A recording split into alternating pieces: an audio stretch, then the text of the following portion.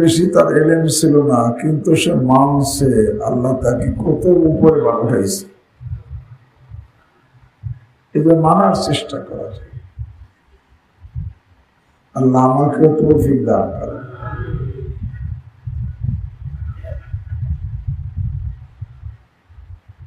আল্লাহ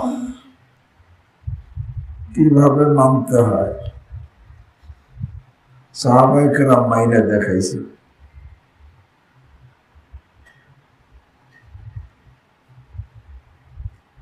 রাসূল করিম সাল্লাল্লাহু আলাইহি ওয়াসাল্লাম কথা বলতেছে, সাহাবায়ে কেরাম কেউ আসতেছে, কেউ মসজিদের ভিতরে, কেউ মসজিদ দরজা, কেউ মসজিদের দরজার বাহিরে।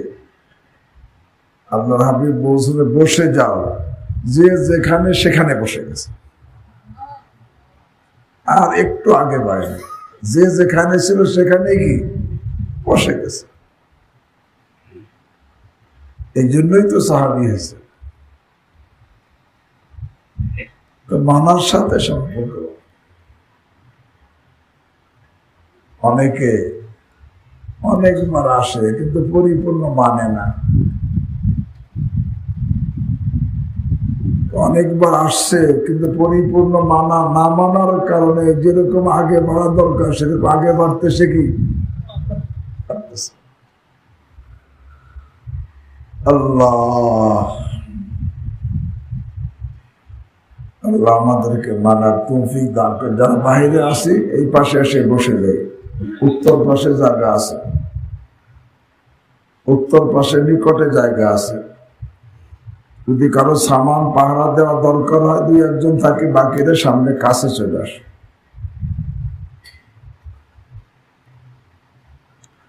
আলহামদুলিল্লাহ আলহামদুলিল্লাহ আলহামদুলিল্লাহ ওয়া কাফা ওয়া সালামুন আলা ইবাদিহিল্লাযীনা ইসতাফা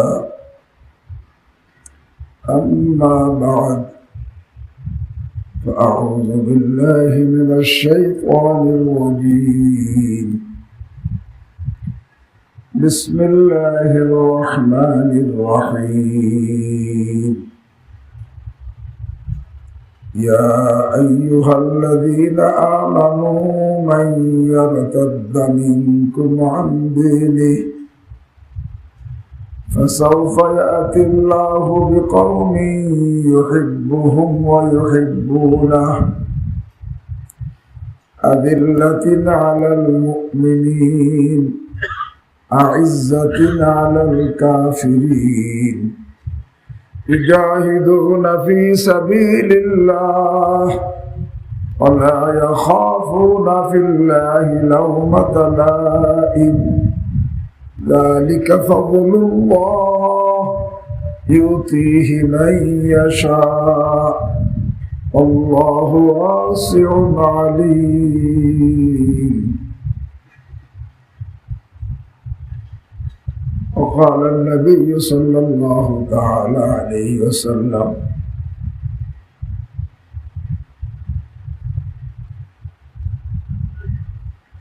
اللهم أسألك حبك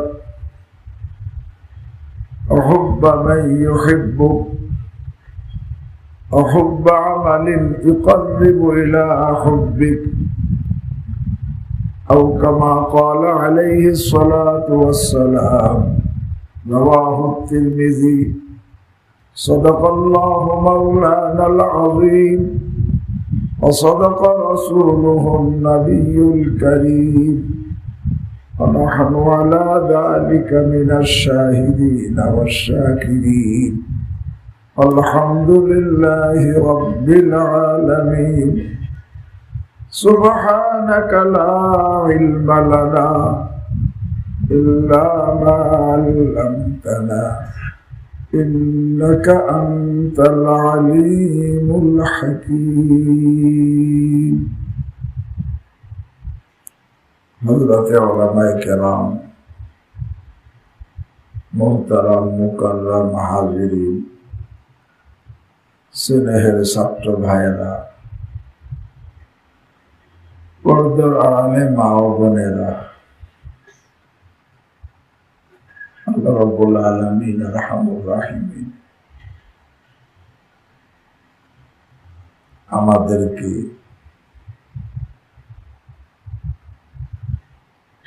মেহেরবানি করে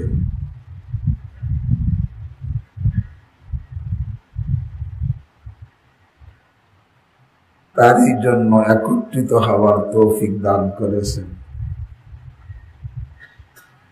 আল্লাহ আমাকে, আপনাদের সকলকে তার প্রেমিক ও প্রিয়জন হওয়ার তৌফিক দান করেন। আল্লাহর প্রেমিক এবং প্রিয়জন, মহিব এবং মাহবুব হওয়ার তৌফিক দান করেন।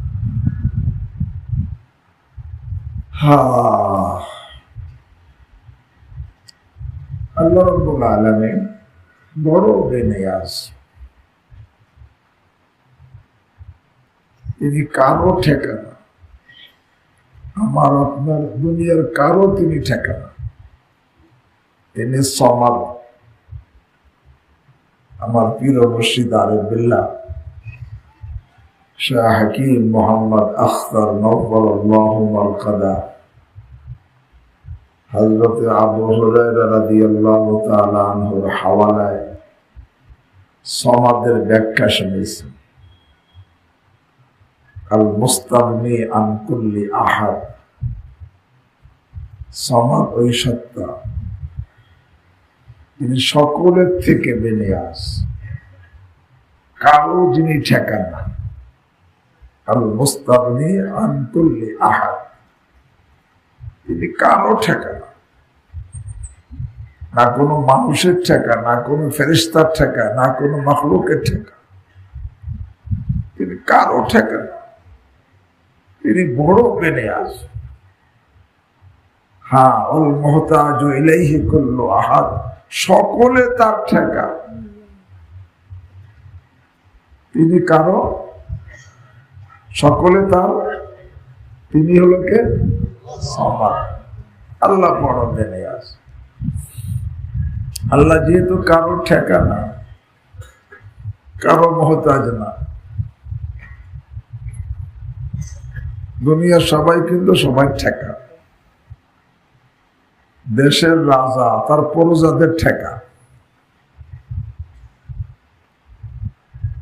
এই জন্য প্রজারা যদি বিদ্রোহ হয়ে যায়, তার রাজার রাজত্ব কি খতম হয়ে যায়।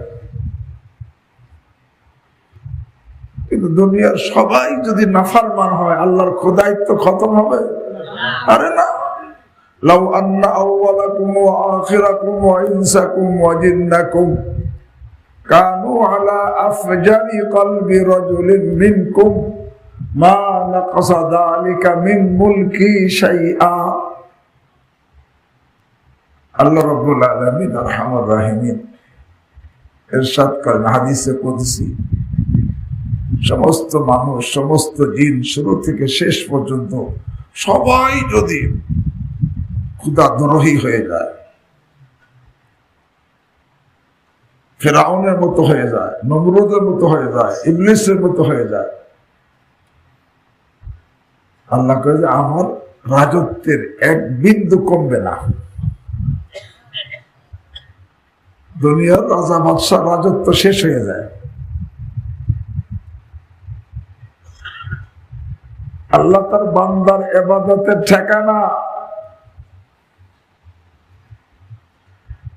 বান্দার অনুগত হওয়া আল্লাহ ঠিকানা। তিনি বড় বেনিয়াজ। এই জন্যই তো যদি কোনো ঈমানদার নাউযুবিল্লাহ ঈমান ছেড়ে দিয়ে মুরতাদ হয়ে যায়, আল্লাহ কাছে হও আমার আপত্তি নাই, ফামান শাআ ফালিউমিন ওয়া মান শাআ ফালিয়াকফুর। যদি ঈমানদারও ঈমান ছেড়ে দেয়, তাতে আল্লাহর কিছু আসে যায় না। নেককার নেক আমল ছেড়ে দেয়, এতে আল্লাহর কিছু আসে? পরহেজগার তাকওয়া ছেড়ে দেয়, এতে আল্লাহর কিছু আসে যায় না। সবাই বেঈমান হলেও আল্লাহর কোনো ক্ষতি নাই। আল্লাহ আমাদেরকে হেফাজত করে। সবাই নাফরমান হলেও আল্লাহর কোনো ক্ষতি নাই। দুনিয়ার সবাই অহংকারী হয়ে গেছে, এতে আল্লাহর কিছু আসে যায় না। দুনিয়ার সবাই রিয়াকার হয়ে গেছে, এতে আল্লাহর কিছু আসে যায় না। দুনিয়ার সকলে বদমাশ হয়ে গেছে, এতে আল্লাহর কিছু আসে যায় না। আল্লাহ বড় বেনিয়াজ, কারো ঠেকানা তিনি। কোন ইমানদারও ঠেকানা, কোন নেককারও ঠেকানা, কোন পরহেজগারও ঠেকানা। সুতরাং সবাই বেঈমান হলেও আল্লাহর কোনো ক্ষতি নাই। আল্লাহ আমাদেরকে হেফাজত করে। হ্যাঁ, তবে তিনি মেহেরবান। ইমানদার হয়, আল্লাহকে ইমানদার হইলে আমি তার জিম্মাদার। আল্লাহু ওয়ালিয়ুল্লাযীনা আমানু ইখরিজুহুম মিনাল যুলুমাতি ইলান নূর। আর ইমানদার হয় আল্লাহকে আমি তার ওয়ালি, আমি তার গার্জিয়ান, আমি তার দায়িত্বশীল। তিনি মেহেরবানি করেন, এটা মেহেরবানি করে, ঠেকার কারণে না। তিনি মেহেরবান এই জন্য যে ইমানদার হয়। আল্লাহু ওয়ালিয়ুল্লাযীনা আমানু ইখরিজুহুম মিনাজ যুলুমাতি ইলান নূর। আল্লাহ মুমিনদের জন্য ওয়ালি, গার্জিয়ান, জিম্মাদার, দায়িত্বশীল। ইখরিজুহুম মিনাজ যুলুমাতি ইলান নূর। সমস্ত কুফর, শিরক, বিদআত, নাফরমানি, অন্ধকার থেকে ইমানদারকে বের করে নিয়ে আসে। আরে কোন দিকে?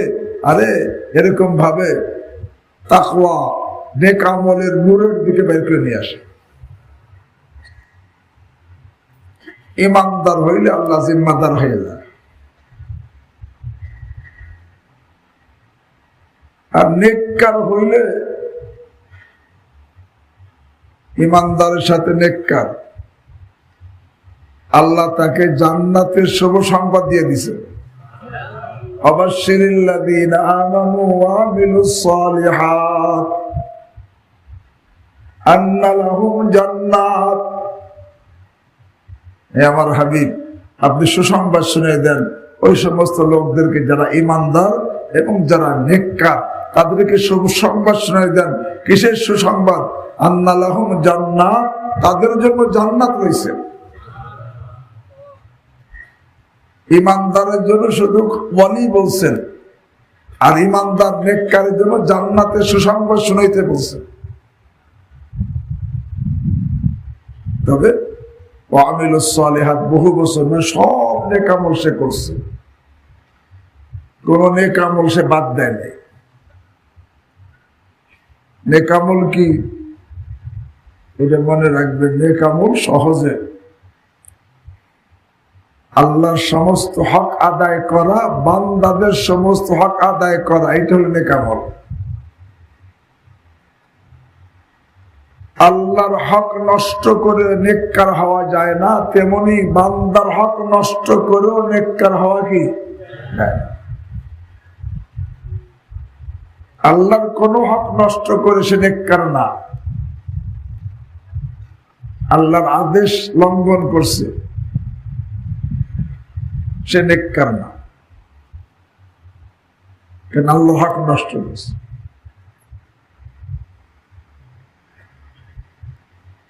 আল্লাহর আদেশ লঙ্ঘন করছে। আল্লাহর আদেশ কি? আল্লাহ বলেন কুলু মিন তাইয়্যিবাতি মা রাযাকনাকুম। আমি তোমাদেরকে যে পবিত্র রিজিক, হালাল রিজিক দিছি, এইটা খাও।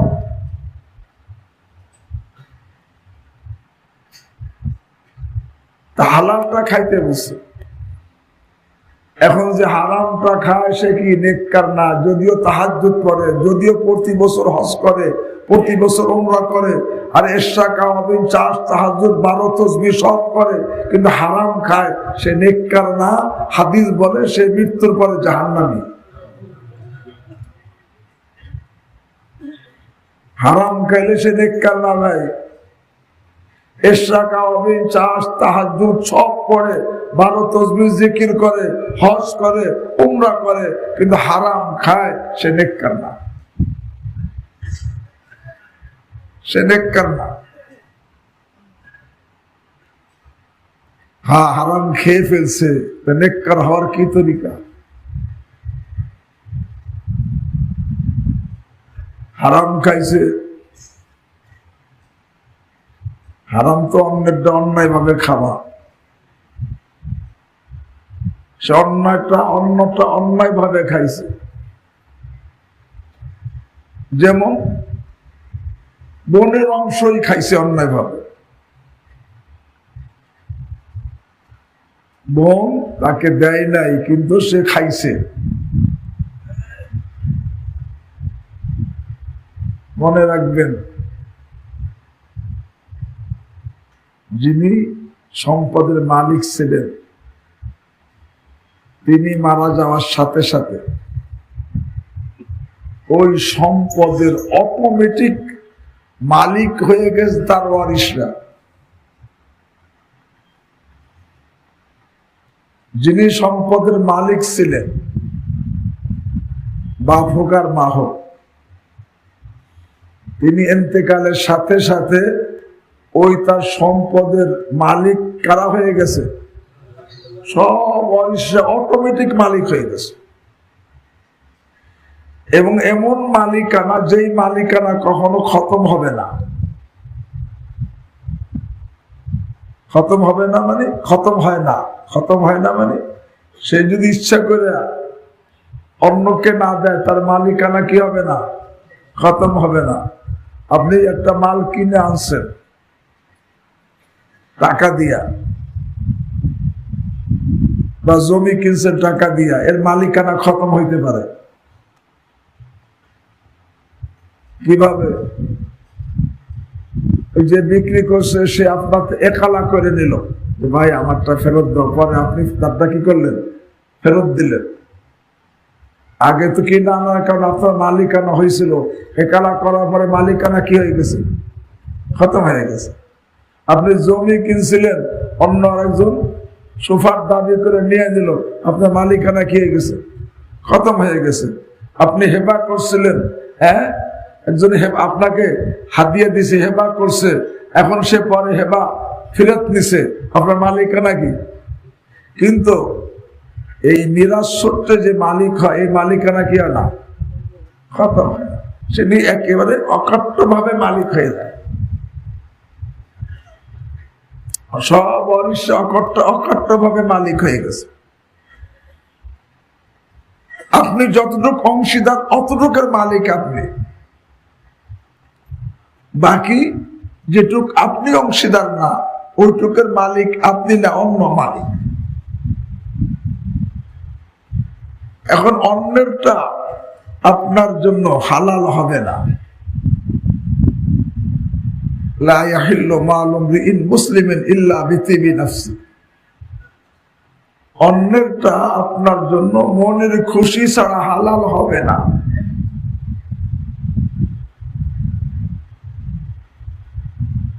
মনের খুশি, মনের খুশিতে দেওয়া লাগবে।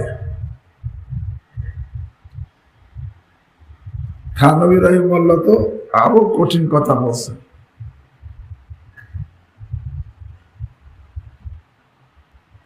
একজনে, এক মেয়ে, তার বাপ মারা গেছে, এখন সে বলতেছে যে আমি আমার বাপ মারা যাওয়ার সাথে সাথে সে তো মালিক হয়ে গেছে, নিশ্চিতভাবে মালিক। খালি বলল যে আমি আমার অংশ নিব না, আমার ভাই নিয়ে নেক,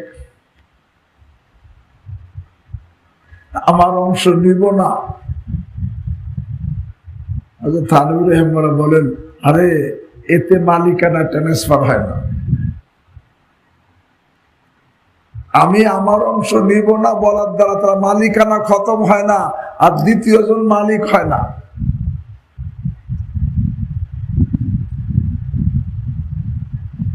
কারণ অন্যকে মালিক বানাইতে হলে মালিক বানানোর জন্য বিভিন্ন নিয়ম আছে, বিক্রি করে দেওয়া, সেবা করে দেওয়া।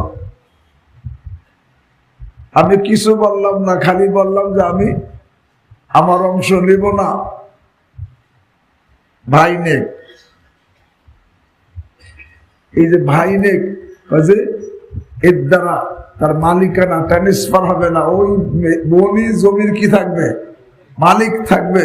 সুতরাং বোনের ইন্তেকালের পরে তার ছেলেরা এই জমি তারা দাবি করে নিতে পারবে।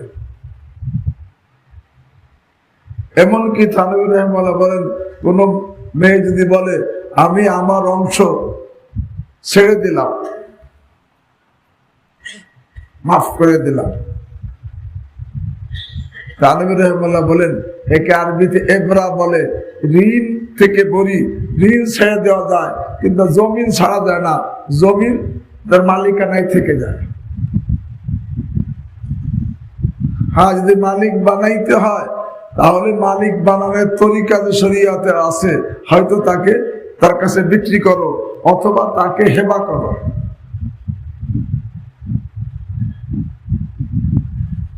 যদি হেবা করতে হয়, অনেকের হেবার জন্য শরীয়তের মাসলা আছে। থানভী রাহিমাহুল্লাহ লেখেন, আরে শরীয়তের মাসলা কি, ইজমালি অবস্থা হেবা করলে হেবা হয় না, নিজের অংশ নির্ধারিত করে হেবা করলে কি হয়, হেবা হয়। ইজমালি অবস্থা হেবা করছে, এটা হেবা হবে না। সাইয়ে মুসা বলা হয়, তাকসিমের আগে হেবা করলে হেবা হয় না। হেবা করতে হলে সেটা আগে কি করতে হবে, আরে চৌহদ্দি নির্ধারণ করে এটা আমার অংশ, এরপর সেটা হেবা করলে হেবা হবে।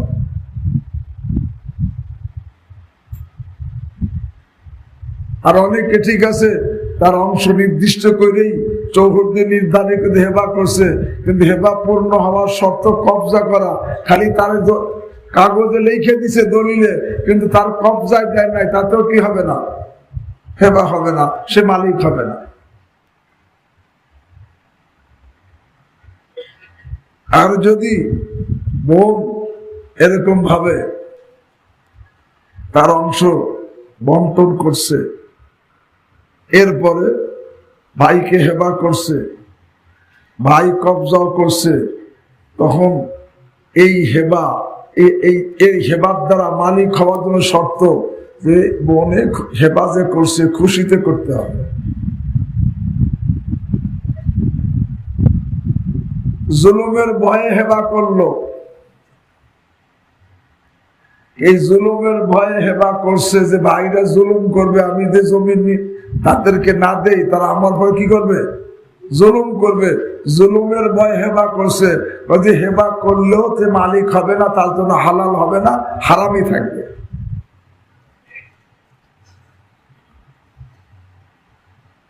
অথবা জুলুমের ভয় না, বদনামের ভয়। কি বদনাম?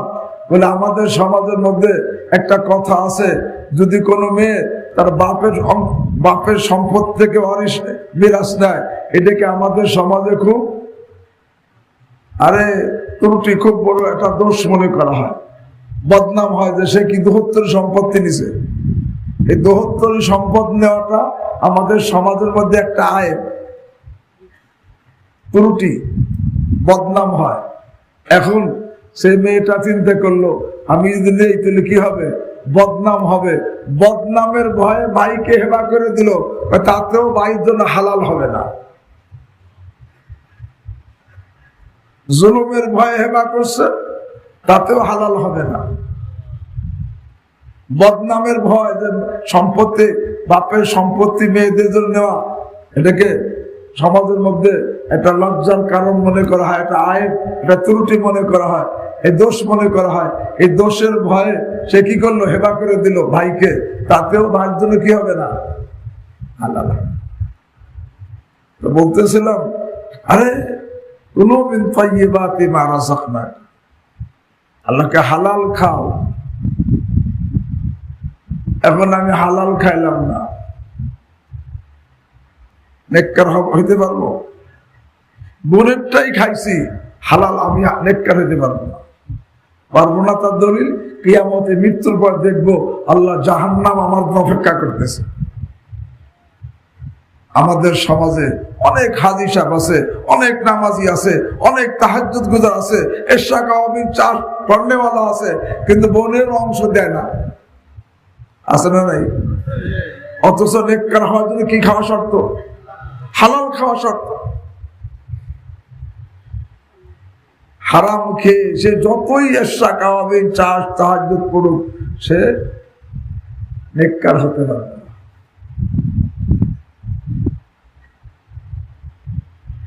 এমনকি মনের খুশিতে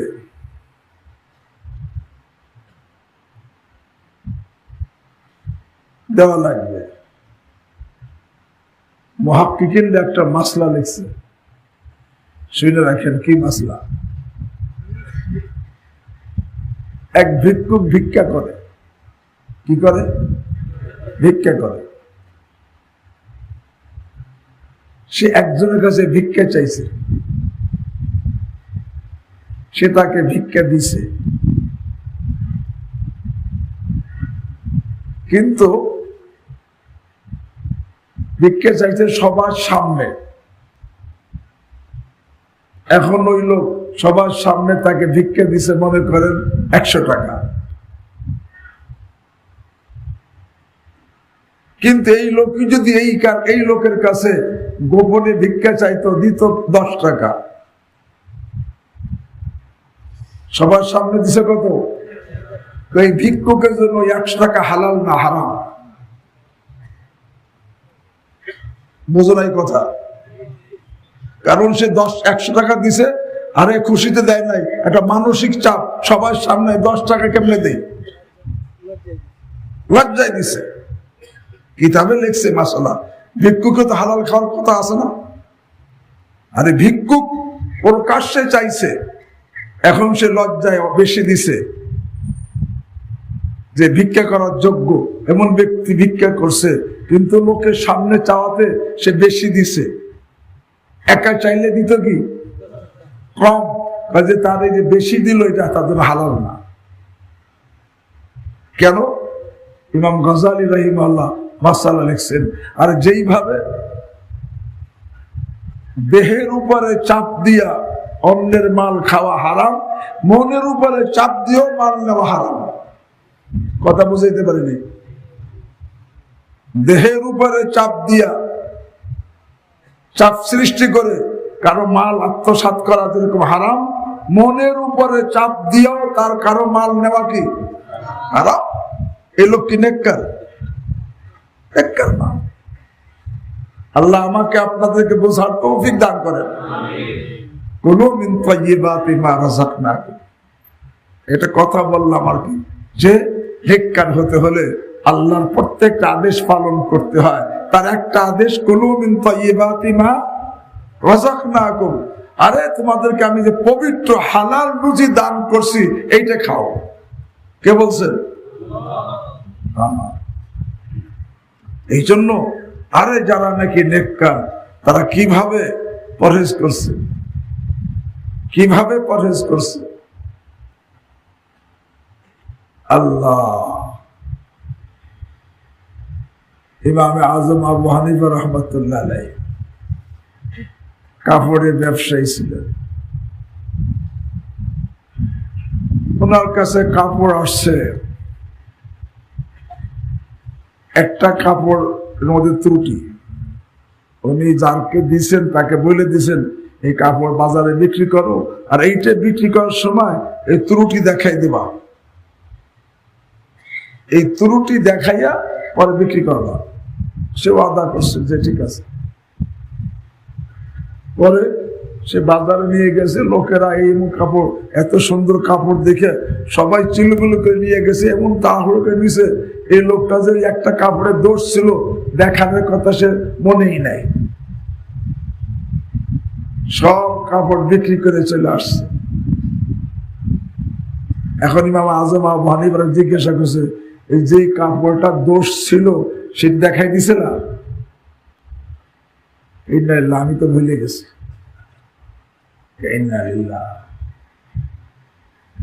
এখন এই যে পুরো টাকার মধ্যে কোনটা সেই বলে, এখানে দোষী কাপড় যেটা তার দাম তো সমান হবে না, কম হবে।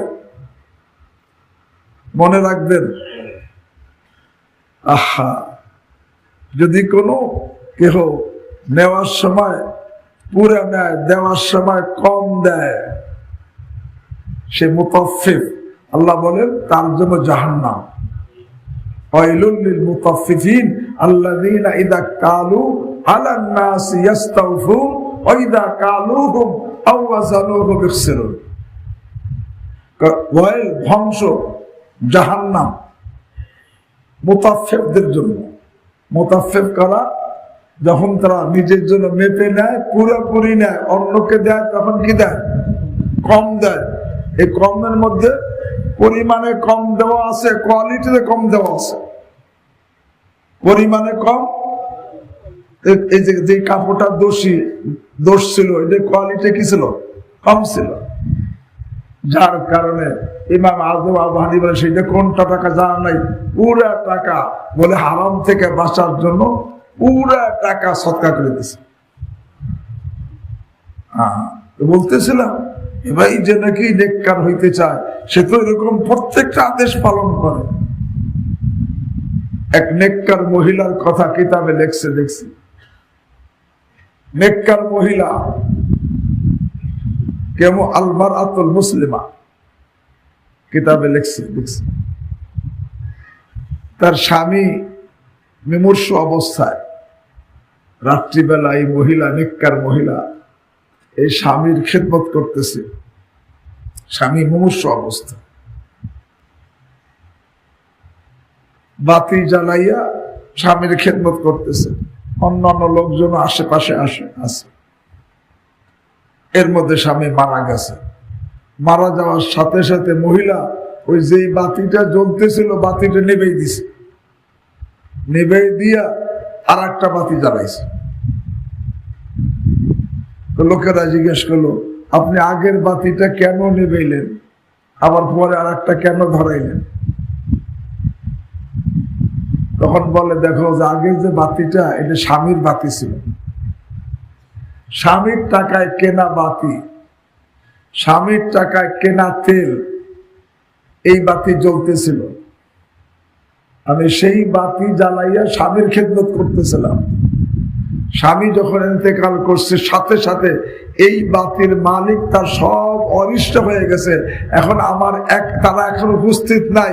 এখন আমার জন্য এই সকলে মালিক, অনিষ্ট মালিক হয়েছে, আমার একার জন্য এই বাতি জ্বালানো জায়েজ হবে না। এই জন্য বাতি নেবেই দিছি, আর আমার ব্যক্তিগত বাতি জ্বালাইছি। এরে বলে নেককার। আমার অবস্থা কি? পাইলাম থালে, দিলাম গালে, পাপ নাই তার কোনো কালে। না ভাই, নেককার যে হয়, আল্লাহ আকবার, যে নেককার হয় সে আল্লাহর প্রত্যেকটা আদেশ পালন করে, প্রত্যেকটা নিষেধ কি বর্জন করে। কোন একটা নিষিদ্ধ কাজ, কোন একটা গুনাহের কাজ নেককার। হিংসার মধ্যে লিপ্ত থাকে সে নেককার, অহংকার লিপ্ত সে কি নেককার, রিয়ার মধ্যে লিপ্ত সে কি নেককার, আরে মোবাইলের মধ্যে খারাপ ছবি দেখে সে কি নেককার, আরে কোন ছেলের দিকে গুনার চাহিদা নিয়ে টাকানের অভ্যাস সে কি নেককার। এবার এখানে একটা কথা বলে দিই, মনে পড়লো বলে দিই, আল্লাহ আমাকেও হেফাজত করে। হে ভাই, যেমনি ভাবে দেহে যদি রোগ থাকে, এই রোগের চিকিৎসা করা না হয়, বার্ধক্যের সময় এই রোগ বাড়ে না কমে? আরে বেড়ে যায়। দেহের রোগ যে আছে, এখন সেটা চিকিৎসা করে নাই, সেটা সুস্থ হয় নাই, ওই রোগ দেহের মধ্যে আছে, এরপর বার্ধক্য এসে গেছে, ওই রোগ কি বাড়ে। ঠিক রুহের রোগ, আত্মার রোগ, আরে যৌবনে যদি সংশোধন না করে ওই রোগ, আত্মার রোগ ভিতরে থেকে যায়, বার্ধক্যের সময় এই আত্মার রোগও বেড়ে যায়, আত্মার রোগও বেড়ে যায়। কেমন বাড়ে? ইমাম গাজ্জালী রাহিমাহুল্লাহ বড় কঠিন কথা বলছে। আল্লাহ আমাকে আপনাদেরকে হেফাজত করে। বড় কঠিন কথা বলছে। কি কঠিন কথা? যদি কোন ব্যক্তির বয়স 40 হয়ে গেছে, 40 থেকে বার্ধক্য কি হয়, শুরু হয়। 40 হয়ে গেছে বয়স,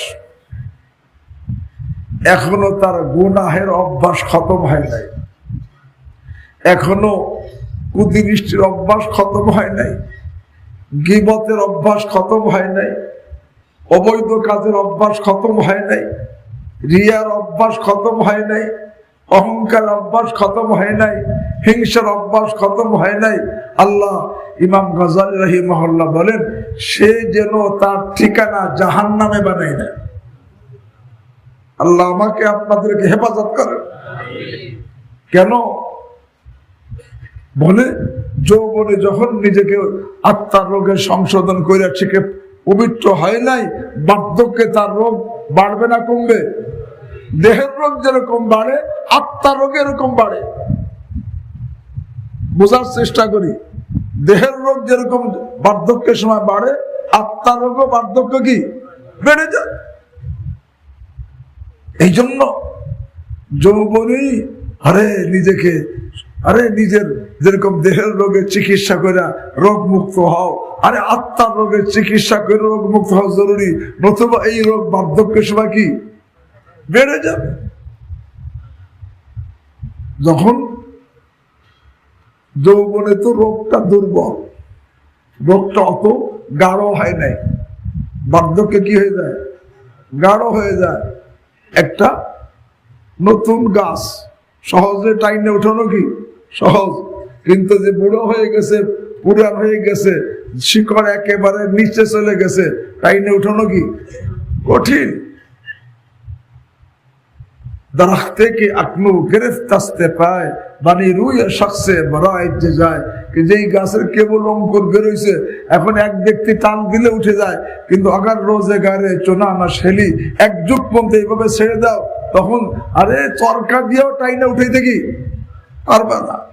তা বলতেছিলাম, হে ভাই যুবক ভাইয়েরা, যৌবন কালেই নিজের মধ্যে কি কি রোগ আছে সেগুলো থেকে সেটার থেকে নিজে পবিত্র হওয়া জরুরি, নতুবা কিন্তু এই রোগ যদি থেকে যায় আর বার্ধক্য চলে আসে, এই রোগ কি হবে, বেড়ে যাবে, বেড়ে যাবে।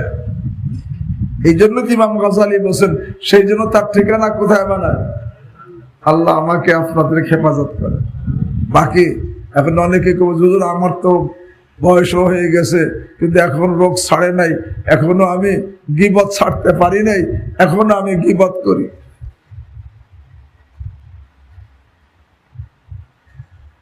হাকিমুল উম্মাহ মুজাদ্দিদে মিল্লাত শাহ আশরাফ আলী থানভী নওয়ারুল্লাহ মারকাদা বলেন,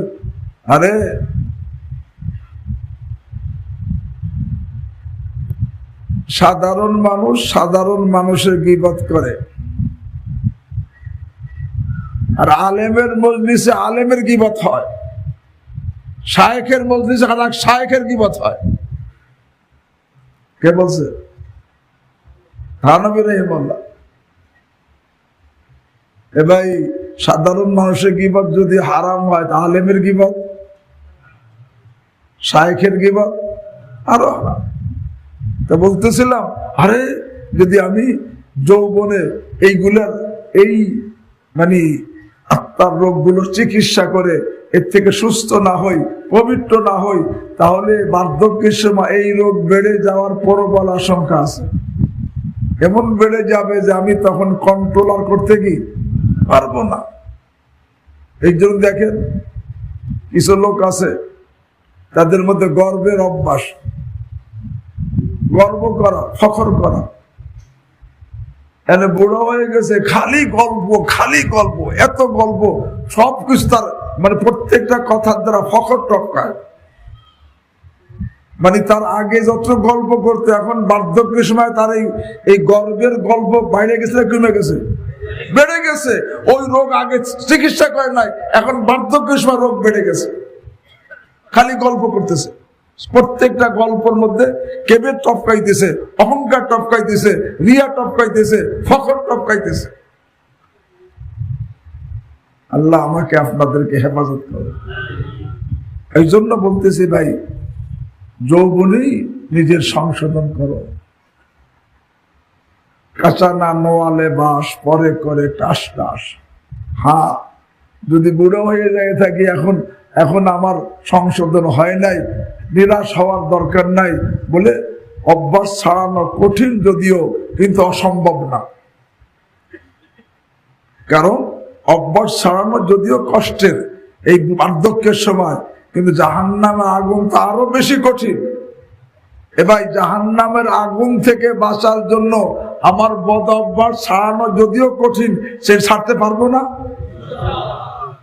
কুদৃষ্টি ছাড়তে পারবো না, গীবত ছাড়তে পারবো না, গালি ছাড়তে পারবো না, মিথ্যা বলা ছাড়তে পারবো না, মাপে কম দেওয়া ছাড়তে পারবো না, আরে অন্যটা অন্যায় ভাবে খাওয়া ছাড়তে পারবো না। আল্লাহ তৌফিক দান করেন। তা বলতেছিলাম, হে ভাই, যে নেককার হয় আল্লাহ, সে প্রত্যেকটা আদেশ পালন করে, প্রত্যেকটা নিষেধ কি বর্জন করে, অর্থাৎ আল্লাহর হক আদায় করে এবং বান্দার হকও আদায় করে। এ ভাই, বান্দার হক নষ্ট করেও কোন ব্যক্তি নেককার হতে কি পারে না। বাপ মার হক নষ্ট করে নেককার হইতে কি কোন পুরুষ তার স্ত্রীর হক নষ্ট করে নেককার হতে পারবে না, কোন স্ত্রী স্বামীর হক নষ্ট করে নেককার হতে কি পারবে না। শুনে রাখো মেয়েরা, স্বামীর হক নষ্ট করে, আমি তো বলি পুরুষের জন্য এই মানুষের মধ্যে সবচাইতে বড় হক তার মাতা পিতার। কাদের? মাতা পিতার। মাতা পিতার পরে উস্তাদের হক, এরপরে শায়েখের হক। মাতা পিতার হক 1 নম্বর, উস্তাদের হক, শায়েখের হক 3 নম্বর। হ্যাঁ, কিন্তু আমাদের সমাজে উল্টে গেছে। মাতা পিতার থেকে উস্তাদের হক বেশি আদায় করা হয়, আর উস্তাদ থেকে শায়েখের হক কি বাপ মার খবরও নেওয়া হয় না। এই লোকটা কিন্তু নেককার না, কারণ হক ঠিকমতো আদায় করতেছে না। পিতা মাতার হক সবার আগে। এই জন্য যেই সন্তান পিতা মাতার অবাধ্য হওয়া কবিরা গুনাহ, আর যে অবাধ্য তাকে আক বলা হয়। আর হাদিসের মধ্যে আসে, যেই সন্তান পিতা মাতার অবাধ্য অবস্থায় দুনিয়া থেকে যাবে, তার জন্য জান্নাত হারাম। জান্নাত কি? যদিও সে হাফেজ সাহেব হয়, যদিও কারি সাহেব হয়, যদিও মাওলানা সাহেব হয়, যদিও মুফতি সাহেব হয়, যদি সে মাতা পিতার অবাধ্য সন্তান হয়, আল্লাহর হাবিব সাল্লাল্লাহু আলাইহি ওয়াসাল্লাম বলেন, এর জন্য জান্নাত হারাম। সে কি নেককার? এই জন্য বাপ মার হক সবার আগে। মেয়েরা শুনে রাখো, তোমাদের নিকট, তোমাদের জন্য পিতা মাতার থেকে বাপ মার হক সবচেয়ে বেশি, এই স্বামীর হক সবচেয়ে বেশি। পিতা মাতার থেকে, উস্তাদের থেকে, পীরের থেকে স্বামীর হক সবচেয়ে কি বেশি। মেয়েরা ভালো করে শোনো, তোমার শায়েখের যতটুকু হক, তার থেকে বেশি হক উস্তাদের, তার থেকে বেশি হক পিতা মাতার, তার চাইতে বেশি হক মহিলাদের জন্য কে? স্বামী। সুতরাং স্বামীর অবাধ্য হয়ে কোনো মেয়ে জান্নাতি হইতে পারবে না, নেককার হইতে কি পারবে না। স্বামীর অবাধ্য, স্বামীর অকৃতজ্ঞ, স্বামীর নাফরমান, স্বামীরে কষ্ট দেয়, এই মেয়ে নেককার হইতে কি পারবে না? মেয়েরা ভালো করে শোনো, স্বামীর হক শায়েকের হকের থেকে বেশি, উস্তাদের হকের চাইতে বেশি, নিজের পিতা মাতার হকের চাইতে বেশি কার হক? মহিলাদের স্বামীর হক। তার দলিল, 1 নম্বর দলিল হাদিস। রাসূল করিম সাল্লাল্লাহু তাআলা আলাইহি ওয়াসাল্লাম ইরশাদ করেন, লাউ কুনতু আমুরু আহাদান আন ইয়াসজুদা লি আহাদিন লা আমারতুল মারআতা আন তাসজুদা লি যাওজিহা। আল্লাহর হাবিব সাল্লাল্লাহু আলাইহি ওয়াসাল্লাম ইরশাদ করেন, আমি যদি কাউকে অন্য কোন মানুষকে সিজদা করার আদেশ করতাম, তাহলে মহিলাদেরকে আদেশ করতাম স্বামীকে সিজদা করার জন্য। মহিলাদেরকে কাকে সিজদা করার আদেশ করতেন? বলে আমার শরীয়তে জায়েজ নাই দেখে করি নাই, যদি করতাম আমার শরীয়তে জায়েজ থাকতো। আর যদি আমি কোন মানুষকে অন্য মানুষকে সিজদা করার আদেশ করতাম, তাহলে মহিলাদেরকে আদেশ করতাম তার স্বামীকে সিজদা করার জন্য। কাকে সিজদা করার জন্য? এখানে কি আল্লাহ রাসূল বলছেন যে আমি যদি আদেশ করতাম তাহলে মহিলাকে তার পীরকে সিজদা করার আদেশ করতাম? যদি বলছেন যদি আমি সিজদা করার আদেশ করতাম তাহলে মহিলাকে তার উস্তাদকে সিজদা করার আদেশ করতাম বলছেন? যদি যে আমি যদি কাউকে সিজদা করার আদেশ করতাম তাহলে মহিলাদেরকে তার পিতা মাতাকে সিজদা করার আদেশ করতাম বলছেন? কি বলছেন? স্বামীকে। বোঝা গেল স্বামীর হক পীরের থেকে বেশি, উস্তাদের থেকে বেশি, পিতা মাতার থেকে বেশি। সুতরাং কোন মহিলা স্বামীর হক নষ্ট করে এসে আরে দিনদার হতে পারবে না, নেককার হতে কি পারবে না।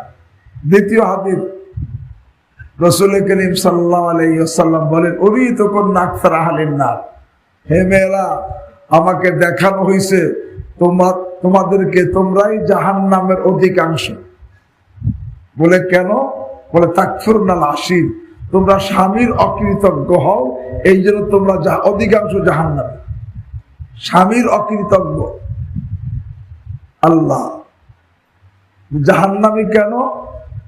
স্বামীর অকৃতজ্ঞ। আল্লাহর হাবিব বলেন নাই যে কোন মহিলাকে তোমরা পীরের অকৃতজ্ঞ এই জন্য জাহান্নামী বলেন নাই। বলেন নাই তোমরা তোমার উস্তাদের অকৃতজ্ঞ এই জন্য জাহান্নামী বলেন নাই। বলেন নাই তোমরা তোমার মাতা পিতার অকৃতজ্ঞ এই জন্য জাহান্নামে বলেন নাই। কার অকৃতজ্ঞ? বোঝা গেল স্বামীর হক সবচেয়ে কি বেশি। 3 নম্বর, আল্লাহর হাবিব সাল্লাল্লাহু আলাইহি ওয়াসাল্লাম বলেন, আরে যেই মহিলার এই অবস্থা ইন্তেকাল হয় যে তার স্বামী আন্তরিকভাবে তার প্রতি খুশি, এই মহিলা জান্নাতি। কে খুশি? বলেন নাই তোমার পীর খুশি তাই জান্নাতি বলেন নাই, উস্তাদ খুশি জান্নাতি বলেন নাই, পিতা মাতা খুশি মহিলার এই জন্য জান্নাতি বলেন নাই। কে খুশি? স্বামী খুশি তাই জান্নাতি। স্বামীর হক এই পীরের থেকে, উস্তাদের থেকে, পিতা মাতা থেকে কি বেশি। 4 নম্বর দলিল কোরআনের আয়াত। এমনি শরীয়তের মাসআলা কি? যদি কোনো ব্যক্তি আপন কেউ মারা যায়, বাপ মারা গেছে, মা মারা গেছে, ভাই বোন, ছেলে সন্তান কেহ মারা গেছে, তাহলে শরীয়তের মাসআলা হলো 3 দিন পর্যন্ত শোক পালন করতে চাইলে করা যায়। কয়দিন? কিন্তু কোন মহিলার স্বামী মারা গেছে, শরীয়তের বিধান 4 মাস 10 দিন শোক পালন করা ওয়াজিব। কয় মাস? তা কার হক বেশি? কিন্তু বিভিন্ন অবস্থা দেখার পরে মনে হয় যে মহিলাদের কাছে সবচেয়ে বড় অবজ্ঞার পাত্র হইলে স্বামী আছে। হে মেয়েরা ভালো করে শোনো, তুমি নেককার হইতে চাও, স্বামীর অবজ্ঞা করে আরে তোমার কথার দ্বারা আচরণের দ্বারা, ব্যবহারের দ্বারা স্বামীকে কষ্ট দিয়া আরে নেককারের খাতায় নাম উঠাইতে পারবা না। তুমি যদিও প্রত্যেক দিন আরে সারা রাত নফল পড়ো, সারা বছর রোজা রাখো, তারপর নেককারের খাতায় নাম উঠাইতে পারবা না। আরে নাসাই শরীফের হাদিস, রাসূল করিম সাল্লাল্লাহু আলাইহি ওয়াসাল্লামকে জিজ্ঞাসা করা হয়েছে, ইয়া রাসূলুল্লাহ, একটা মহিলা সারা রাত নফল পড়ে, সারা বছর রোজা রাখে, কিন্তু তার আচরণে ব্যবহারে অন্য কষ্ট পায়, এই মহিলার কি খবর? আল্লাহর হাবিব বলে, হিয়া ফিন্নার, এই মহিলা জাহান্নামী। অথচ সারা রাত কি করে? নফল পড়ে, সারা বছর কি রোজা রাখে। এই জন্য বলতেছি, মেয়েরা, তুমি যদি নেককার হতে চাও, স্বামীর হক নষ্ট করে নেককার হইতে কি পারবা না, পারবাই না। হ্যাঁ, হাকিমুল উম্মত মুজাদ্দিদ মিল্লাত শাহ আশরাফ আলী থানভী নওয়ারাল্লাহু মারকাদা এক নেককার মহিলার ঘটনা শুনাইছে। এক নেককার মহিলা কেমন নেককার ছিল, থানভী রাহিমাহুল্লাহ লেখেন যে সে এই মহিলা ঈশান নামাজ পড়ার পরে স্বাস্থ্য অর্থাৎ তার সুন্দর কাপড় অলংকার সব পরতো, একবারে যা যা ওই যে সুন্দর সাজার জন্য সব স্বাস্থ্য সেজে গুজে স্বামীর কাছে আসত প্রত্যেক দিন। সার পরে আইসা স্বামীকে জিজ্ঞাসা করত যে কোনো প্রয়োজন আছে? স্বামী বলতো হ্যাঁ প্রয়োজন, স্বামীর কাছে থাকতো। আর স্বামী যদি বলতো না আজকে প্রয়োজন নাই, তখন মহিলা বলতো যে আমাকে অনুমতি দিতেন, তাহলে আমি একটু নামাজ পড়তাম, আমাকে অনুমতি দিলে আমি নামাজ পড়তাম, নফল নামাজ। এরপর স্বামী যদি তাকে অনুমতি দিত, তখন তার এই সব পোশাক খুলে ফেলা সাধারণ পোশাক পরে সারা রাত নামাজে কাটাইত। এই হলো নেককার মহিলা, নামাজও পড়ছে, স্বামীকে খুশি রাখছে, স্বামীকে, আরে স্বামীর অবাধ্য হয় নাই। অনেক মহিলা মনে করে আরে আমি নফল পড়ছি, আরে যেখানে এই খানকায় আসলেই আমি একেবারে হয়ে যাব, রাবিয়া বসরি হয়ে যাব। না, স্বামীকে কষ্ট দিয়া কেউ নেককারী হইতে পারবা না, জাহান্নাম থেকে বের হইতে পারবা না। এই জন্য বলতেছিলাম, নেককার হতে হলে আল্লাহর হক আদায় করতে হবে, বান্দার হক কি? ঠিক আমি পুরুষদেরকে বলে দিই, কোন পুরুষ যদি তার স্ত্রীর উপর জুলুম করে, জুলুম করলেও তার স্ত্রীর হক নষ্ট করা হবে। পুরুষ যদি স্ত্রীর উপর জুলুম করে, সেও নেককার না, সেও নেককার। স্ত্রীর উপর জুলুম করে কোন ব্যক্তি নেককার হইতে কি পারবে না, আরে পারে নাই, পারবে না। এবং কি বলে দেই, ইতিহাস দেখাইতে পারবে না এমন এক ব্যক্তিকে যে বিবির সঙ্গে দুর্ব্যবহার করছে আর সে আল্লাহর ওলি হইছে। বিবির সঙ্গে দুর্ব্যবহার কইরা আল্লাহর ওলি হইছে এমন এক ব্যক্তিকে ইতিহাস দেখাইতে কি? হ্যাঁ, এরকম অনেক দেখাইতে পারবে। স্ত্রী অনেক দুর্ব্যবহার করছে, সে সহ্য করছে, আল্লাহ তার ওলি বানাইছে, এরকম অনেক দেখাইতে পারবে। কথা বুঝেনি? এই জন্য আমি নেককার হতে চাইলে আল্লাহু আকবার এরকম ভাবে আল্লাহর হক আদায় করতে হবে, বান্দার হক কি আদায় করতে হবে। তা বলতেছিলাম, হ্যাঁ আল্লাহ যদিও বেনেয়াজ, আবার তিনি মেহেরবান। কেহ যদি আরে ইমানদার হয়, আল্লাহ তার গার্জিয়ান হয়ে যায়, কেহ নেককার হয়, তার জন্য জান্নাতের সুসংবাদ দিয়ে দিয়েছেন। আর কেউ পরহেজগার যদি হয়, আল্লাহ তাকে বন্ধুর ঘোষণা দিয়ে দিয়েছেন। পরহেজগারকে কি আল্লাহ কি বানাইছেন? বন্ধু বানাইছেন। আল্লাহ ইন্না আউলিয়া আল্লাহ লা খাউফুন আলাইহিম ওয়া লা হুম ইয়াহজানুন আল্লাযীনা আমানু ওয়া কানু ইয়াত্তাকুন। হ্যাঁ, তো বলছে আল্লাহ বড় বেনেয়াজ। যদি কেহ আরে বেঈমান হয়ে যায়, এটা আল্লাহর কিছু আসে যায় না। আল্লাহকে ফামান শাআ ফালিউমিন ওয়া মান শাআ ফালিয়াকফুর, যার মনে চায় ঈমান আনো, যার মনে চায় কুফরি করো, আমার কিছু আসে যায় না। আল্লাহ বড় বেনেয়াজ। হ্যাঁ, আল্লাহ বলেন তোমরা যদি নাউজুবিল্লাহ বেঈমান হয়ে যাও, মুরতাদ হয়ে যাও, আমার কোনো ভয় নেই, আমার খোদায়িত্ব নাউজুবিল্লাহ টিকবে না, আমার রাজত্ব থাকবে না, এমন কোনো ভয় নাই, আমার দিন থাকবে না, এমন ভয় নাই, আমার খোদায়িত্ব টিকবে না, রাজত্ব টিকবে না, আমার ধর্ম আমার দিন থাকবে না, এরও কোনো কি নাই, ভয় নাই। কেন? আল্লাহ বলেন ইয়া আইয়ুহাল্লাযীনা আমানু মান ইয়ারতাদ্দা মিনকুম আন দীনিহি ফাসাউফা ইয়াতিল্লাহু বিকওমিন ইউহিব্বুহুম ওয়া ইউহিব্বুনা।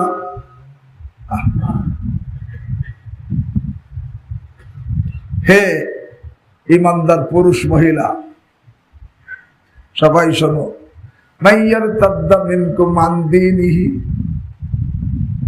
তোমাদের মধ্যে থেকে যদি কেহ আল্লাহর দিন থেকে, তার দিন থেকে মুরতাদ হয়ে যায়, ফিরে যায়। এখানে একটা কথা বলে দিই, কথাটা খুব লক্ষণীয় বিষয়। এই আয়াতের আগে উপরের আয়াতে আল্লাহ রাব্বুল আলামিন বলছেন ইয়া আইয়ুহাল্লাযীনা আমানু লা তাত্তাখিযুল ইয়াহুদা ওয়ান নাসারা আউলিয়া। হে ঈমানদার পুরুষ মহিলা, তোমরা ইহুদি খ্রিস্টানদেরকে অন্তরঙ্গ বন্ধু বানাবে না। কি বানাবে না? অন্তরঙ্গ। আউলিয়া মানে অন্তরঙ্গ বন্ধু। অন্য আয়াতে আছে লা ইয়াত্তাখিযুল কাফিরিনা আউলিয়া মিন দুনিল মুমিনিন, কাফেরদেরকে অন্তরঙ্গ বন্ধু বানাবে না। কারণ যদি কেউ অন্তরঙ্গ বন্ধু বানায় সে তার দলভুক্ত হয়ে যাবে।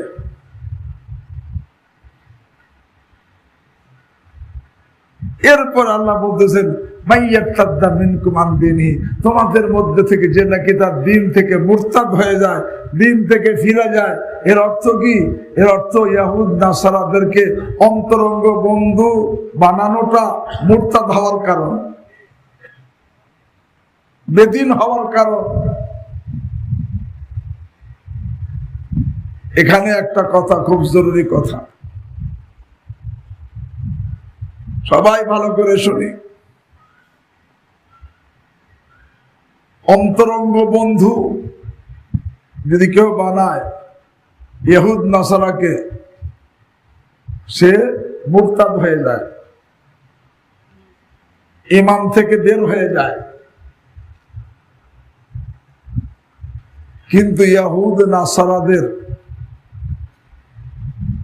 অধীনে কাজ করার দ্বারা, তাদের প্রভাব পড়ার কারণে এর দ্বারাও ঈমান হারা হওয়ার আশঙ্কা রয়েছে। কারণ প্রত্যেক মালিকের আসর তার কর্মচারীর উপরে কি পড়ে। সুতরাং যারা তার কলিজার টুকরা ছেলেদেরকে ইহুদিদের দেশে, খ্রিস্টানদের দেশে পাঠাইতেছেন, তাদের অধীনে কাজ করার জন্য কখনো কি চিন্তা করছেন আমার ছেলের ঈমান ঠিক থাকবে কিনা?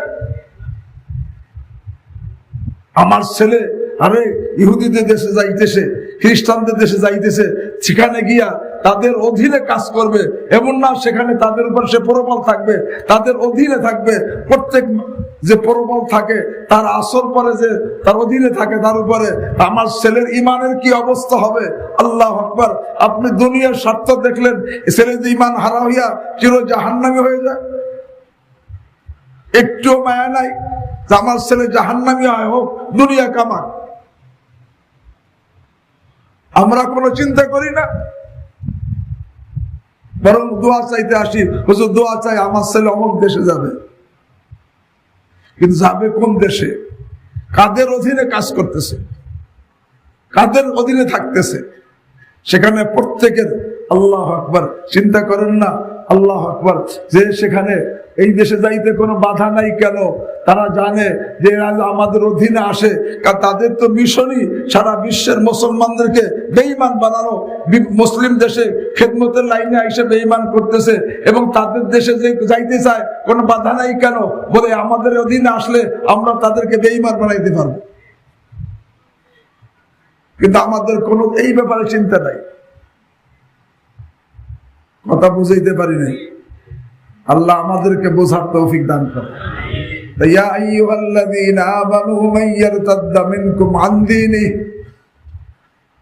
আল্লাহ বলে হে ঈমানদার পুরুষ মহিলারা, তোমাদের যে কেউ তার দিন থেকে ফিরে যাবে, মুরতাদ হয়ে যাবে, তাহলে আল্লাহ কাছে আমার এতে কোনো টেনশন নাই। কারণ ফাসাউফা ইয়াতিল্লাহু বিকাউমিন ইউহিব্বুহুম ওয়া ইউহিব্বুনাহু, আল্লাহ চিরেই এমন এক জাতি নিয়ে আসবেন যাদেরকে আল্লাহ ভালোবাসবেন এবং যারা আল্লাহকে ভালোবাসবেন। ইউহিব্বুহুম, যাদেরকে আল্লাহ কি করবেন, অর্থাৎ তারা আল্লাহর প্রিয়জন হবে। ওয়া ইউহিব্বুনাহু, তারা আল্লাহকে ভালোবাসবে, মানে তারা আল্লাহ প্রেমিক হবে, তারা আল্লাহর প্রিয়জন, মাহবুবও হবে, মহিবও হবে, তারা আল্লাহর প্রিয়জনও হবে, আবার আল্লাহর প্রেমিকও হবে। সুতরাং তাদের দ্বারা আল্লাহ দ্বীনি কাজকে চালাই রাখবে। এটাই এই দুই গুণ, অর্থাৎ আল্লাহর মাহবুব প্রিয়জন আর আল্লাহর মহিব প্রেমিক হইতে কে কে রাজি? আল্লাহ আমাকে আপনাদের সকলকে তৌফিক দান করুন। মানে আল্লাহকে মহব্বত করা তো বুঝলাম, কিন্তু আল্লাহর প্রিয় হব কেমনে? আল্লাহ রাব্বুল আলামিন আল্লাহর প্রিয় হওয়ার তরিকাও শিখাইছেন। তিনটা তরিকার কথা বলে দিই। এক নম্বর, আমি আপনি যদি বালেগ হওয়ার পর থেকে নিয়ে এই মুহূর্ত পর্যন্ত যত গুনাহ করছি, জাহেরি বাতিনি, এই সব গুনাহ থেকে খাঁটি তওবা করে নেই। আল্লাহ বলেন আমি তোদেরকে মাহবুব বানাই নিব, তোদেরকে মহব্বত করবো। ইন্নাল্লাহ ইউহিব্বুত তাওয়াবিন। এ ভাই, তওবা করা এটা আমার এখতিয়ারি না গায়রে এখতিয়ারি?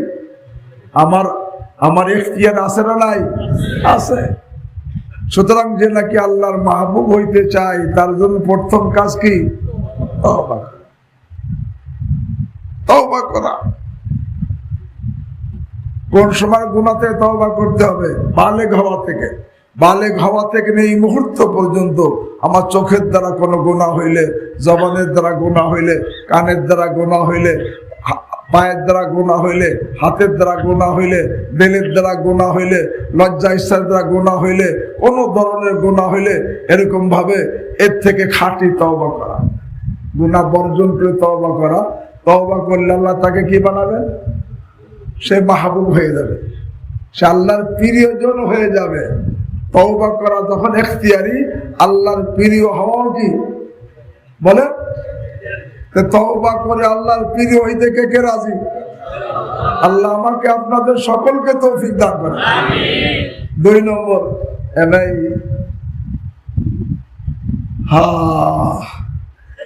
আল্লাহর মাহবুবা পদ্ধতি আল্লাহ শিখেছেন। কি শিখেছেন? কুল ইন কুনতুম তুহিব্বুনাল্লাহা ফাত্তাবিউনি ইউহিব্বুকুমুল্লাহ। হে আমার হাবিব, আপনি বলে দেন, ইন কুনতুম তুহিব্বুনাল্লাহ, তোমরা যদি আল্লাহকে ভালোবাসো তাহলে আমার ইত্তেবা করো, আমার সুন্নতের পালন উপরে চলো। তাহলে কি হবে? আমার সুন্নতের উপর চললে ইউহিব্বুকুমুল্লাহ, আল্লাহ তোমাদেরকে মাহবুব বানাই নিবেন। তা বোঝা গেল সুন্নত অনুযায়ী জীবন যাপন আল্লাহ রসুলের, আল্লাহ রাব্বুল আলামিনের প্রিয়জন হওয়ার পদ্ধতি। এখন থেকে সুন্নত অনুযায়ী জীবন যাপন করে আল্লাহর মাহবুব হইতে কে কে রাজি? আল্লাহ আমাকে আপনাদের সকলকে তৌফিক দান করেন। তিন নম্বর, ইউহিব্বুল মুত্তাকিন। আরে যে নাকি মুত্তাকি হয়, সব গুনাহ থেকে বেঁচে থাকে, আল্লাহ তাদেরকে ভালোবাসেন, তাদেরকে মাহবুব বানাই না। এই তিনটা কথা বললাম, আল্লাহর মাহবুব তিনটা কথা বলা, আরো আছে তিনটা এখানে বললাম। এক নম্বর কি? তওবা করলে সে আল্লাহর মাহবুব হতে পারবে। দুই নম্বর, সুন্নত অনুযায়ী জীবন যাপন করলে সে আল্লাহর মাহবুব হইতে পারবে, এবং তাকওয়ার উপর উঠলে সে আল্লাহর কি কোন এক, তবে তওবা করতে, খাঁটি খালেস তওবা করতে হবে। সুন্নত, পুরা সুন্নতের উপর চলতে হবে ইখলাসের সাথে। একটা সুন্নতের কথা বলে দিই, রাসূল সাল্লাল্লাহু আলাইহি ওয়াসাল্লাম যেটা করছেন সেটাই তো সুন্নত।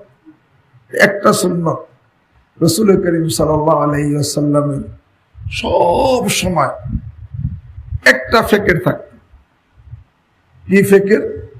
যে আমার মাওলা যেন আমার উপরে এক সেকেন্ডের জন্য নারাজ না হয়। তাই সুতরাং প্রত্যেকের এই ফিকির থাকা যে আমার আল্লাহ যেন আমার উপরে কি না হয়, নারাজ না হয়। এই একটা সুন্নতের উঠার চেষ্টা করি, আমার আল্লাহ যেন আমার উপরে এক সেকেন্ডের জন্য কি না হয়, নারাজ না হয়। আল্লাহ রাসূল সাল্লাল্লাহু আলাইহি ওয়াসাল্লাম সবসময় এই ফিকিরই থাকছে, আল্লাহ যেন কি না হয়, নারাজ না হয়। পারবো ইনশাআল্লাহ? তাহলে নারাজ না হয়, তাহলে যে সমস্ত কাজ গুনাহের কাজে আল্লাহ কি হয়, যে নাকি আল্লাহর নারাজগি থেকে বাঁচতে চায় সে কি গুনাহ করতে পারবে, গীবত করতে পারবে? আল্লাহ এমনি ভাবে সব গুনাহ থেকে বাঁচা, বিশেষ করে জবানের গুনাহ আর লজ্জাস্থানের গুনাহ। জবানের গুনাহ আর লজ্জাস্থানের গুনাহ। জবানের দ্বারা যেন কোনো আমার গুনাহ না হয়, গীবত না হয়, গালি না হয়, অহেতুক কথা না হয়, মিথ্যা না হয়, আরে ঝগড়া না হয়, বেগানার সাথে গল্প না হয়, বাপ মার সাথে বিয়াদমূলক কথা না হয়। জবানের গুনাহ থেকে পবিত্র থাকা আর লজ্জাস্থানের গুনাহ থেকে পবিত্র থাকা। তো বললাম যে আল্লাহর মাহবুব হওয়ার কয়টা তরিকা আলোচনা হইল। একটা হলো, 2 নম্বর সুন্নাত, 3 নম্বর তাকওয়া। রাজি আছি? ভাই এটা কইলে দেখি আল্লাহর ওয়াদা সত্য না মিথ্যা? এইটা এই তওবা করলে মাহবুব বানাবেন বলছেন কে? সুন্নত অনুযায়ী চললে মাহবুব বানাবেন বলছেন কে? তাকওয়া অনুযায়ী চললে মাহবুব বানাবেন বলছেন কে? আল্লাহর কথা সত্য না মিথ্যা? আমি কইলে দেখি, করতে রাজি আছি তো? আর আরে শুধু তাই না, সেও খোদা পেরেনি খাবে, অর্থাৎ আল্লাহকে সে মহব্বত করবে। যাদেরকে আল্লাহ ভালোবাসবে, যারা কাকে ভালোবাসবে? আল্লাহকে ভালোবাসবে। আল্লাহকে ভালোবাসবো কেমনে? হ্যাঁ ভাই, আল্লাহকে ভালোবাসার 3টা কথা বলে দিই। 1 নম্বর, তাফাক্কুর ফি নিআমিল্লাহ। আরে আল্লাহর প্রত্যেকটা নিয়ামত নিয়ে চিন্তা করা, যে আমাকে আল্লাহ কি কি নিয়ামত দিচ্ছেন, মাথার চুল থেকে পায়ের নখ পর্যন্ত প্রত্যেকটা নিয়ামতের কথা চিন্তা করা। আল্লাহর নিয়ামতের কথা চিন্তা করলে নিয়ামত দাতার সাথে কি হয়, মহব্বত হয়। তাকে সে মহব্বত করে, যে সে আমাকে এত নিয়ামত দিছে, তাকে কিভাবে মহব্বত না করে থাকে। তাফাক্কুর ফি নিআমিল্লাহ, অর্থাৎ আল্লাহর নিয়ামতের নিয়ে গবে এরকম মুরাকাবা করলে, চিন্তা করলে আল্লাহ তাকে আল্লাহকে মহব্বত করার তৌফিক দেন। 2 নম্বর, ভাই নেক আমলের পাবন্দি সহি তরিকায়, আল্লাহর মহব্বত বৃদ্ধির নিয়তে, আল্লাহর মহব্বত বৃদ্ধির নিয়তে নেক আমলের পাবন্দি করা। নেক আমল তো করি, কিন্তু আল্লাহর মহব্বত বৃদ্ধির নিয়ত না, এমনি করি। বলে আমি নামাজ পড়তেছি, এর দ্বারা আমার মাওলার মহব্বত বৃদ্ধি হবে। তেলাওয়াত করতেছি, মাওলার মহব্বত বৃদ্ধি হবে। জিকির করতেছি, মাওলার মহব্বত বৃদ্ধি হবে। এই যে আল্লাহর মহব্বত বৃদ্ধির নিয়তে, ইজদিয়াদে মহব্বতে ইলাহি, আল্লাহর মহব্বত বৃদ্ধির নিয়তে নেক আমল করতে থাকলে আস্তে আস্তে তার মধ্যে কি হবে, কার মহব্বত পয়দা হবে? সে খোদা প্রেমিক হয়ে যাবে। 3 নম্বর, ভাই আহলে মহব্বতে সহবত। আরে সঙ্গ গুণে রঙ্গ ধরে, যখন কোনো ব্যক্তি আহলে মহব্বতের সঙ্গ এখতিয়ার করে, তার সঙ্গে থাকে, তখন আস্তে আস্তে তার মধ্যে কার মহব্বত পয়দা হয়? ভাই হ্যাঁ, আল্লাহ কয়েছে সবাই যদি মুরতাদ হয়ে যায় আমার কিছু আসে যায় না, আমি এমন জাতি পয়দা করব যাদেরকে আমি ভালোবাসবো, যারা আমাকে ভালোবাসবে। অর্থাৎ তারা আল্লাহর মাহবুবও হবে, মহিবও হবে। এবং তাদের এর আলামত কি? সুতরাং তাদের এর আলামত যারা আল্লাহর সাথে মুতাআল্লিক, আল্লাহর মুতাআল্লিকিনদের ব্যাপারে সে নরম থাকবে, আল্লাহর মুখালিফিনদের ব্যাপারে কঠোর থাকবে। আদিল্লাতিন আলাল মুমিনিন আইজ্জাতিন আলাল কাফিরিন। শুধু তাই না, আরে যে আল্লাহর মুহাব্বত, আল্লাহর মাহবুব আর মহিব হবে, সে আল্লাহর রাস্তায় কঠিনতে কঠিন মেহনত করতে তৈরি হবে। ইজাহিদুনা ফি সাবিলিল্লাহ। আরে আল্লাহর রাস্তায় কঠিনতে কঠিন মেহনত সে করবে কার জন্য? এটা কিসের আলামত? আল্লাহর সাথে মহব্বতের আলামত। শুধু তাই না, ওয়ালা ইয়াখাফুনা ফিল্লাহ লাওমাতা লাইম। আরে আল্লাহর জন্য যে আল্লাহর মহব্বত যার বেশি হবে, সে আল্লাহর জন্য কোনো কাজ করতে কোনো তিরস্কারকে ভয় করবে না। কারণটা কি? হুব্বু শাইয়ুমি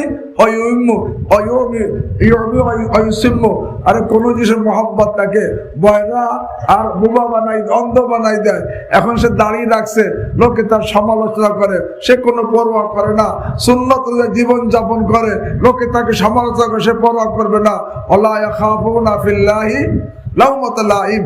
আরে এই যে কয়টা গুণ, 1 নম্বর ইউহিব্বুহুম ওয়া ইউহিব্বুনা, যাদেরকে আল্লাহ ভালোবাসবেন, যারা আল্লাহকে ভালোবাসবে, এবং যারা আল্লাহর মুহিব্বিন, যারা আল্লাহর মুতাআল্লিকিনদের সামনে তারা নরম থাকবে, আর আল্লাহর মুখালিফিনদের সামনে তারা কঠোর থাকবে, এবং আল্লাহর রাস্তায় কঠিন তারা মেহনত করবে, এবং আল্লাহর জন্য কারো কোনো তিরস্কারকে ভয় করবে না। আল্লাহ কয়, যদি লোকেরা মুরতাদ হয়ে যায়, এমন জাতি আমি পয়দা করব, তারা আমার দ্বীনকে হেফাজত করবে। এখন কয়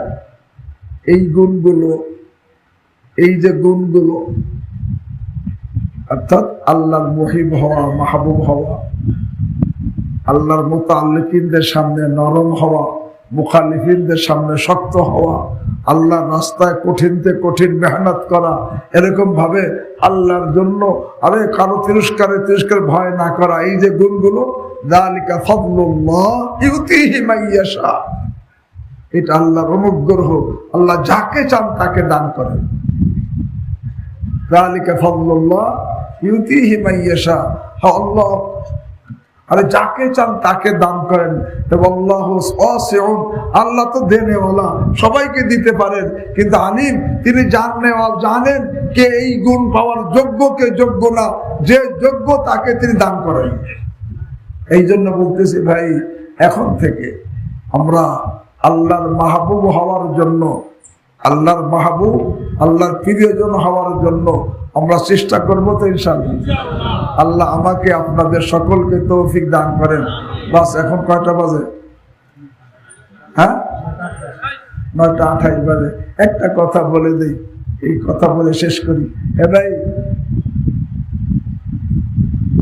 আমাদের প্রত্যেকের কর্তব্য, আমার আপনার প্রত্যেকের কর্তব্য সবসময় আগে বাড়া। সবসময় কি আগে বাড়া। কারণ আয় বেরাদার বেনেহায়েত দরগাহেস, হর চেয়ে বড় হয় মিরসি বড় হয় মায়েস। হে ভাই, বেনেহায়েত দরগাহেস, এটা এমন দরগা যার কোনো শেষ নাই। আপনি যত আগে বাড়বেন তারপরে কি থাকবে? বাকি থেকে যাবে। আয় বেরাদার বেনেহায়েত দরগাহেস, হর চেয়ে বড় হয় মিরসি বড় হয় মায়েস। সবসময় আগে বাড়া আমার আপনার কর্তব্য।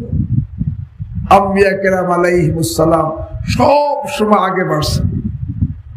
লা ইয়াজালু মুরতাকিয়ান আলা মারাকিল ফালা, সর্বদা তাদের তারাক্কি হয়েছে। রাসূল করিম সাল্লাল্লাহু আলাইহি ওয়াসাল্লাম প্রত্যেকেরই সর্বদা তারাক্কি হয়েছে। আউলিয়া কেরামের সবসময় তারাক্কি হয়েছে। আমারও কর্তব্য সবসময় আগে বাড়া। কিন্তু যদি আমার অবস্থা এমন হয়, আমার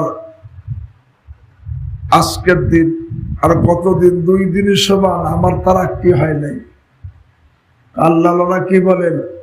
মানিস্তাওয়া ইয়াউমাহু ফাহুয়া মাকবুল, মানিস্তাওয়া ইয়াউমাহু ফাহুয়া মাকবুল।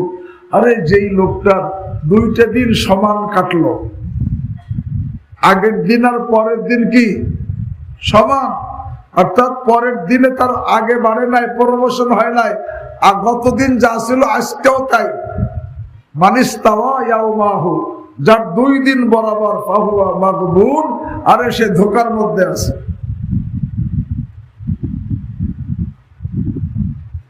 যে নাকি আগে বাড়তেছে না, সে কিসের মধ্যে আছে? ধোকার মধ্যে আছে। আগে বাড়তেছে না কেন? আমল করে আগে বাড়তেছে না কেন? আরে আগে বাড়তেছে না, সে কোনো গুনাহে জড়িত। গুনাহে জড়িত হওয়ার কারণে আরে আমল করেও কি পারতেছে না, আগে বাড়তে কি পারতেছে না। যদিও আমল করতেছে কিন্তু গুনাহে জড়িত, এই জন্য সে আগে বাড়তে পারতেছে না। আর একজন কোন গুনাহে জড়িত না, তারপরেও আগে বাড়তেছে ঠেলা গাড়ির মতো। কিসের? ঠেলা গাড়ি। যে গাড়িতে কোনো ইঞ্জিন নাই, কোনো স্টিম নাই, সেই গাড়ি চলে কি আস্তে আস্তে, ধাক্কায় ধাক্কায় চলে। আর একটা গাড়ির মধ্যে স্টিম আছে, গাড়ির মধ্যে স্টিম অর্থাৎ কি বল, আরে পাওয়া এরকম ভাবে, হ্যাঁ, স্টিমের বাংলায় কি কয়? বাষ্প আছে, যেটা নাকি ট্রেনের মনে করে স্টিম আছে। এখন একটা ঠেলা গাড়িও চলে আর ট্রেনও চলে। ঠেলা গাড়ি 1 ঘন্টায় কয় মাইল চলে, আর একটা ট্রেন কয়শো মাইল চলে যায়। কেন? এর মধ্যে কি আছে? স্টিম আছে। আমরা আগে বাড়তেছি, কিন্তু ঠেলা গাড়ি, যদি কেউ গুনাহ করতেছি না, আমল করতেছি, আমার আগে বাড়ার গতি ঠেলা গাড়ির মতো। কেন? বলে আমার আমলের মধ্যে মহব্বতের স্টিম নাই। কি নাই? মহব্বতের স্টিম নাই। আরে মহব্বতের স্টিম যদি থাকে, তার আমল এসে কেমন আগে বাড়ে? ওই স্টিমওয়ালা ট্রেন যেরকম আগে বাড়ে, এরকম তার প্রতি মুহূর্তে সে আগে বাড়তে থাকে। মহব্বতের স্টিম থাকা দরকার। আমি নামাজ পড়তেছি, অভ্যাস তাই, কিন্তু মহব্বতের সাথে নামাজ পড়া, তেলাওয়াত করা, জিকির করা, দোয়া করা, সব আমল, আরে মহব্বত যত বেশি হবে, তার আগে বাড়ার গতি তত বাড়বে। এই জন্য কবি কি বলে, সনামা রাহে কলন্দার সাজদার বামান নমাই, কে দারাজ ও দূর দিদাম রাহে রসম পার সাই। এক বলে, হে শায়েখ, আমাকে আরে দ্রুত আগে বাড়ার রাস্তা দেখাই দেন। কারণ এই যে আস্তে আস্তে চলা, এটা তো অনেক দূরের ব্যাপার। এখানে হাকিমুল উম্মাহ থানভী রাহিমাহুল্লাহ বলেন, আরে আগে বাড়ার, দ্রুত আগে বাড়ার পদ্ধতি, সমস্ত নেক আমল করতে হবে, ফরজ, ওয়াজিব, সুন্নত, অন্য নফল কম হোক, কিন্তু ফরজ, ওয়াজিব, সুন্নতের পুরো পাবন্দি থাকবে, কিন্তু মহব্বতের সাথে এই লোকটা দ্রুত অনেক আগে বাড়বে। এই জন্য ভাই, আল্লাহু আকবার, এই জন্য আমার এরকম ভাবে আমি নেক আমলগুলো সব পরিপূর্ণভাবে করব, একেবারে নিয়মিত করব, সময় মতো করব, পরিপূর্ণভাবে করব। হ্যাঁ, মহব্বত বৃদ্ধির নিয়তে করব। যখন মহব্বত আমার বেড়ে যাবে, তখন এই আমার আগে বাড়ার গতিও কি হবে? বেড়ে যাবে। তবে এই স্টিম মনে রাখো, এই যুবক ছেলেরা, যার মধ্যে যত বেশি চাহিদা গুনাহের, সে যখন এইটাকে কন্ট্রোল করবে, তার মধ্যে আগে বাড়ার স্টিম তত বেশি পয়দা হবে। শাহওয়াতে দুনিয়া মিসালে গুলখানাস কে আজু হাম্মামে তাকওয়া রওশনাস। আল্লাহ রাব্বুল আলামিন আমাকে আপনাদের সঙ্গে আল্লাহ রাব্বুল আলামিন আরহামুর রাহিমিন আল্লাহু আকবার বলতেছিলাম, আমাকে আপনাদের সকলকে এরকম ভাবে সব নেকাম, বিশেষ করে ফরজ, ওয়াজিব, সুন্নাত কোনটা যেন বাদ না যায়। ফরজের মধ্যে ইমানিয়াতও বাদ না যায়। ইমানিয়াত অনেকের আল্লাহ মাফ করে, অনেকের কিন্তু অজু ভাঙলে আমরা টের পাই, অনেক ইমান নষ্ট হইলে কি পাই না, টের পাই না। অজু ভাঙ্গার কারণ জানা আছে, কিন্তু ইমান নষ্ট হওয়ার কারণ কি নাই, জানা নাই। এই জন্য আমরা কি করি, আল্লাহু আকবার এরকম ভাবে দেখা যায় অনেকের ইমান চলে যাইতেছে। আর এই যুগের জন্য প্রত্যেকের সবচেয়ে বেশি জরুরি যাতে ইমান হেফাজত করা, সবচেয়ে বেশি জরুরি ইমান হেফাজত করা। এই জন্য প্রত্যেকে কিসে কিসে ইমান নষ্ট হয়, এটা আমরা ওই যে সমস্ত কিতাবের মধ্যে ইমান ভঙ্গের কারণ আছে, কুফর শিরকের কি কি কাজ কুফরি, কি কি কাজ শিরকি, এটা দেখবো। এর দ্বারা চিন্তা করবো যে কোনো একটা আমার মধ্যে থাকলে কিন্তু আমার ইমান নাই। এরকম ভাবে ইমানিয়াতকে ঠিক করা, নেক আমলের মধ্যে 1 নম্বর ইমানিয়াত সহি করা, 2 নম্বর ইবাদত, নামাজ, রোজা, হজ, যাকাত। তবে নামাজটা, এখানে একটা কথা বলি, আমরা নামাজ পড়ি কিন্তু নামাজের জন্য একটা জরুরি, আল্লাহর দরবারে কবুল হওয়ার জন্য একটা জরুরি শর্ত হলো খুশু খুজু। কি? আল্লাহর দরবারে কবুল হওয়ার জন্য, আল্লাহর দরবারে কবুল হওয়ার জন্য একটা শর্ত কি? খুশু খুজু। খুশু খুজু মানে মনোযোগ সহকারে ধীর স্থির ভাবে কি করা, নামাজ আদায় করা। কিন্তু আমাদের আল্লাহ মাফ করে মনোযোগ থাকে না। এখন এই নামাজের মধ্যে মনোযোগ পয়দা করার তরিকাটা কি বলে দিই, সবাই খেয়াল করে শুনি। মনোযোগ পয়দা করার তরিকা কি? হাকিমুল উম্মত মুজাদ্দিদ মিল্লাত শাহ আশরাফ আলী থানভী নওয়ারুল্লাহ বরকাতা বলে 2টা তরিকা। মুক্তাদিদের জন্য একটা তরিকা, মুনতাহিদের আর একটা তরিকা। যারা প্রাথমিক অবস্থা আছে তাদের একটা তরিকা, যারা উপরে শেষ পর্যায়ে পৌঁছে গেছে তাদের আর একটা তরিকা। সেটা কি? নামাজ পুরাটাই জিকির। কার জিকির? আল্লাহর জিকির। আকিমিস সালাতা লিযিকরি, পুরাটাই জিকির। কিছু আছে জবানি জিকির, কিছু আছে আমলি জিকির। কুল্লু তাআতিন ফাহুয়া যিকরুল্লাহ। থানভী রাহিমাহুল্লাহ বলেন, যারা মুক্তাদি তাদের নামাজের মধ্যে খুশু পয়দা করার তরিকা হলো তাওয়াজ্জুহ ইলা যিকরি। অর্থাৎ আমি যা পড়তেছি প্রত্যেকটার দিকে ধ্যান রাখা, কোন একটা শব্দ যেন আমার বেখেয়ালে উচ্চারণ না হয়। আমি যখন সুবহানাকা আল্লাহুম্মা বলবো তখন এর দিকে আমার ধ্যান রাখতে হবে যে আমি কি বলতেছি, সুবহানাকা আল্লাহুম্মা। অর্থাৎ তাওয়াজ্জুহ ইলা যিকরি, জিকিরের দিকে তাওয়াজ্জুহ। আমি যেটা পড়তেছি তার দিকে আমার ধ্যান থাকা, ধ্যান রাখা। আর মানুষের ধ্যান একসঙ্গে 2 দিকে যায় না। আমি যখন আমি যা পড়তেছি এর দিকে ধ্যান রাখতেছি, এটা তো নামাজের অংশ, তখন আমার এই খুশুর মধ্যে খুশু হয়ে যাবে। এইটার ধ্যান জমায় রাখলে অন্য ধ্যান দিলের মধ্যে আসার সুযোগ কি পাবে না। এই জন্য এটাকে আরো সহজ করে বলা যায়, আমি নামাজের মধ্যে যখন আল্লাহু আকবার সুবহানাল্লাহ বলবো তো জবান, কান, দিলকে এক করে ফেলবো। জবানে বলবো, কানে শুনবো, দিলে তার ধ্যান রাখবো। এটা তাওয়াজ্জু ইলা যিকির।